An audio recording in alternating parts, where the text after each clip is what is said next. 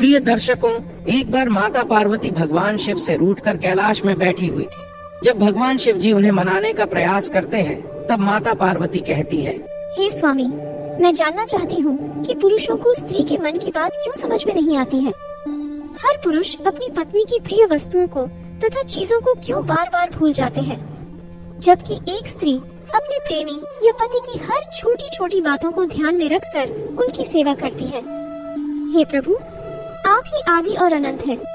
आप ही इस जगत के परम परमेश्वर हैं। आपसे कोई भी बात छुपी नहीं है।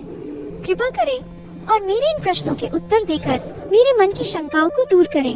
मित्रों, तब भगवान शिव कहते हैं, हे गौरी, आप सत्य कहती हैं कि हर पुरुष पत्नी के मन की बातों को तथा उनकी प्रिय वस्तुओं को भूल जाते हैं, किंतु इसके पीछे एक मुनि के शाप की कहानी है, जिसे आज मैं आपको सुनाता हूँ।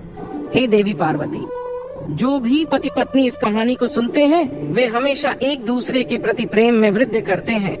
मित्रों, आपने अक्सर देखा होगा कि कुछ जोड़ियां पति पत्नी कम दोस्ती ज्यादा निभाते हैं, वहीं किसी के जीवन में हमेशा क्लेश रहता है। इसके पीछे के कारण उनका मानसिक शारीरिक जुड़ाव होता है। तो चलिए आज की कहानी को शुरू करते हैं, ताकि हमें पता चले कि स्त्री पुरुष के बीच में प्रेम संबंध कैसे बढ़ जाते हैं। मित्रों, भगवान शिव कहते हैं, हे देवी पार्वती, पूर्व काल की बात है, जब त्रेता युग आरंभ हुआ था। महाभारत के गुरुवंश के राजा दुष्यंत राज करते हैं। वहीं दूसरी तरफ राजा दशरथ के पुत्र श्री राम का भी जन्म हुआ था। यह दोनों घटनाएं एक ही समय की है, जिसका वर्णन रामायण और महाभारत में मिलता है। मित्रों, भगवान शिव कहते हैं, हे देवी पार्वती, एक दिन की बात है, जब हस्तिनापुर नरेश राजा दुष्यंत शिकार के लिए वन में गए थे। उस समय महाराज एक हिरण का पीछा कर रहे थे।